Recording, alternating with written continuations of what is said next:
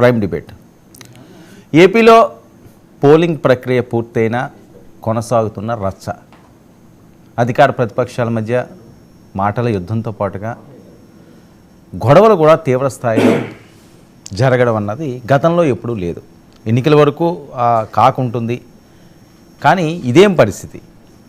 ఎందుకు ఈ రకంగా అధికార ప్రతిపక్షాల మధ్య ఇంకా విమర్శల పర్వం? ఈవీఎంలో ఓటర్ నాడి నిక్షిప్తం అయ్యింది.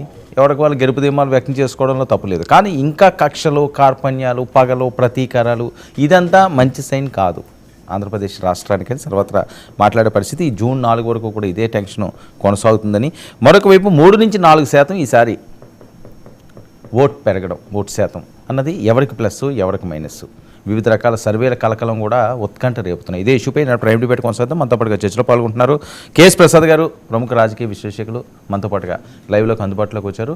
అలాగే సింగళూరి శాంతి ప్రసాద్ గారు, జనసేన సీనియర్ నాయకులు కూడా మనతో పాటుగా లైవ్లో జాయిన్ అయ్యారు. శేఖర్ రెడ్డి గారు, వైసీపీ అధికార ప్రతినిధి కూడా మనతో పాటుగా లైవ్లోకి అందుబాటులోకి వచ్చారు. అలాగే విజయ్, తెలుగు యువత అధ్యక్షులు కూడా మనతో పాటుగా లైవ్లో జాయిన్ అయ్యారు.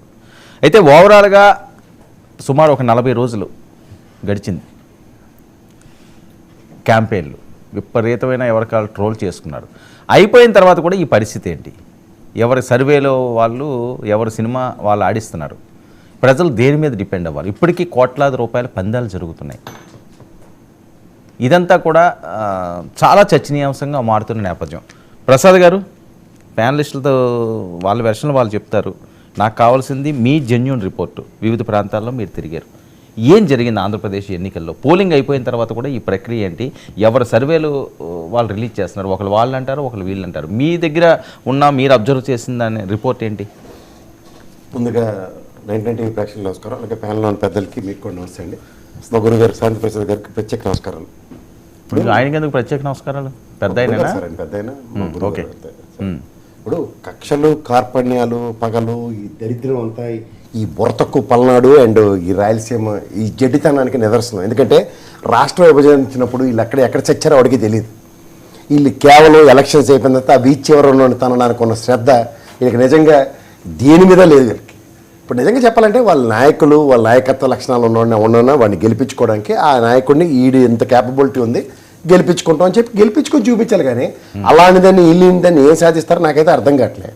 రెండోది, ఇక్కడ ఈ పల్నాడులో ముఖ్యంగా పిన్నెల్లి గారు ఒక 5 టర్ములు బట్టి గెలుస్తున్నాడు.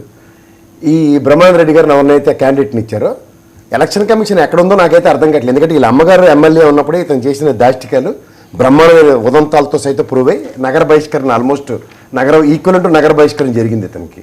10-15 ఏళ్ళ తర్వాత ఇతను మళ్ళీ ప్రస్థానంలో ఇవాళ వచ్చి నేను క్యాండిడేట్ అని చేస్తున్న దాష్టికం ఒకటి. నెక్స్ట్ తాడిపత్రి దగ్గర నిరంతరం జరుగుతుంది. ఇవన్నీ మీరు గమనిస్తే ఎలక్షన్ కమిషను ఎక్కడైతే ఎస్పీలు మార్చారో అక్కడ మాత్రమే ప్రైమా ఫేస్ ఫోకస్గా ఈ దరిద్రం జరుగుతుంది. కాదండి, అధికార పార్టీ ఆపద్వారం ముఖ్యమంత్రులు ఉన్నారు, ఇంకా ఎంతో కొంత వాళ్ళ దగ్గర వాళ్ళు గైడ్ చేయొచ్చు. ప్రతిపక్షం మీద మాట్లాడడం ఏంటి? నాకు అర్థం కాదు. ఇది పెద్ద. సార్ మీకు ఒక మాట చెప్తున్నా, ఇవాళ ఇదంతా గేమ్ ఆడిస్తుంది ఎవరంటే బీజేపీ. వాళ్ళకి 20 స్థానాలు అవతల వైఎస్ఆర్సీపీ గెలిచినా, ఎన్డీఏ కూటమి గెలిచినా వాళ్ళవే అన్న ఒక దీంట్లో తగిలించి తమాష చూస్తున్నారు. వాళ్ళేనే వీళ్ళేనా అని. అసలు 0.84 ఉన్న పర్సంటేజ్ ఉన్నాడు ఎవడైనా సరే ఆడితో బీజేపీతో ఎవడైనా పొత్తు పెట్టుకుంటే జడ్డితనానికి నిదర్శనం, అంతకన్నా ఇంకేం లేదు.